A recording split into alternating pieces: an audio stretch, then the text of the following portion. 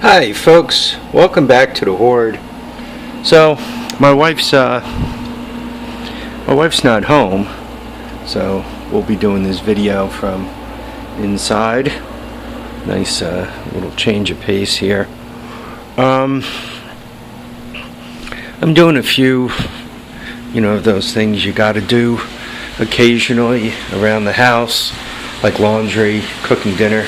By the way, going with the pork, sausage, and peppers, so it should be good.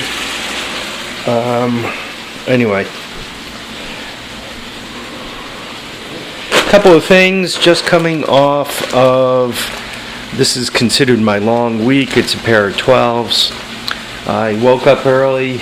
I didn't get to go outside and play because a friend of mine from high school, to go back a long way, almost 40 years. A friend of mine from high school's husband passed. So, yep, poor Scott passed on. Relatively young man, 66. Good man. He was very, very good to my friend, Nolene. I didn't know Scott well. A few of the other people I worked with knew Scott, worked for Scott. Scott was a boss at work, so they worked with him. Just kind of, I don't know, strange. Having somebody else pass on. A spouse of a high school friend. It kind of marks time. But anyway, on other projects, this is, I'm going to call this front end in a box for a, my F-150, the old Pitman arm, the lower ball joints, Pitman arm, second lower ball joint. I don't know. I call these control arms, right? Where the upper ball joint goes in, control arms, tie rod ends. There should be a few of these. 2, 3, 4 tie rod ends. A couple of these stabilizer beasts.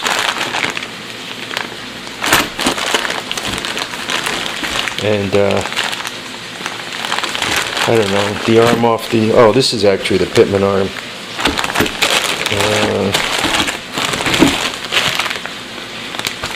That's known as a K8739T. This crap came from a company known as Detroit Axel.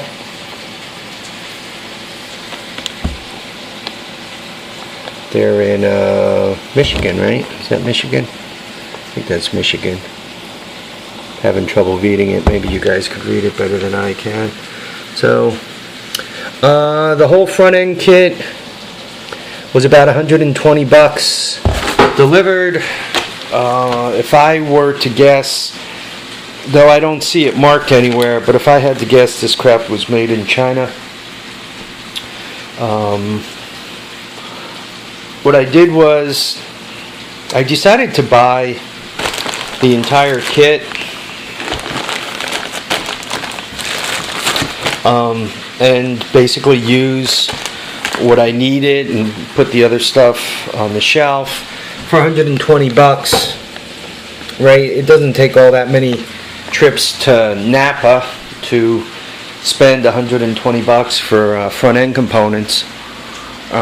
So once again, I figured I'd use what I need and just pop the rest of it on the shelf rather than have to go and then order it and wait for a day and all the other stuff. As you guys saw, my truck did pass inspection, so I'm going to replace those components that need to be replaced. Well, I have it jacked up. Some of you guys made some suggestions on how to check the ball joints. Then I'm going to bring it in for our front end alignment. I'm going to try to line it up myself, but the front wheels kind of have a split. The bottom of them is splayed out a little bit. I don't know, maybe all Ford trucks look like that. Maybe my front springs are shot. That's why they're kind of sticking out like that. I don't know. The truck never worked a day in its life. So the person who had it before me bought it new. They lived up in Rhode Island. I actually managed to track the person down and contact them. They traded it in because the truck was starting to get expensive to keep around. He did brake lines in it. The air conditioning died, and they wanted a king's ransom to fix that. You know what I mean? It was just kind of getting long in the tooth. So they traded it in. He got $3,500 toward a Hyundai. He bought a Hyundai with it. I ended up buying the truck down here for $5,500, and then you know, the tax brought it up above that, obviously. So that's the story on the truck. But he used the truck as a grocery getter. It was basically his family vehicle and all that. He said the truck never went out in the winter because it was so horrible in the snow. And living where he did in Rhode Island, I guess he had a difficult driveway, and he had quite a bit of trouble getting it to where it needed to go in the winter. So it basically had an easy life. And that's why it was 11 years old, and it only had 90,000 miles when I bought it. So it was still a fairly young truck. And to be honest with you, I don't put a lot of miles on it either. It has 102 on it, and I've owned it for the last 4 years now. I've just had it for 4 years, so yeah, I got to figure out what's loose, get this stuff changed. About this week, I really got to get back on some of my projects. I had a revelation, so I know how I'm going to figure out how to mount the motor in the E-Z-Go. So that was a good thing. Finally, my brain ground to the answers that I think I need, so I could get that engine in there. I got to cut the grass, obviously. I mean, it's pretty sheepy out here. Monday, I got to bring the Ford in. Hopefully they can fix it without causing me to rant and go crazy about the stupid things they do to it. What else do I got going on? That's about it. Yeah, this was the big eBay get for the week. Right, I didn't buy. I don't think I bought anything else. Well, I'll find out when it shows up. Okay, guys, just a quick update. I didn't get a video up yesterday, so I just figured I'd let you know what's going on.